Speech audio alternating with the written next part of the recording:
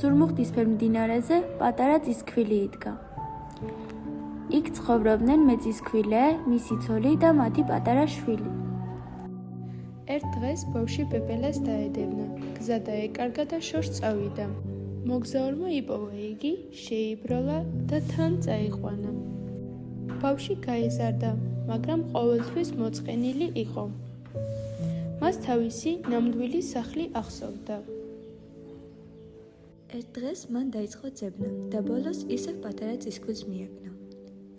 იქ მისი მოხუცი დედა და მამა ცხოვრობდნენ და შვილს ელოდებოდნენ. ბიჭი მათთან მივარდა, ჩაიხუტა და სიხარულით ატირდა. მშობლები ბედნიერები იყვნენ, რადგან მათი დაკარგული შვილი დაბრუნდა.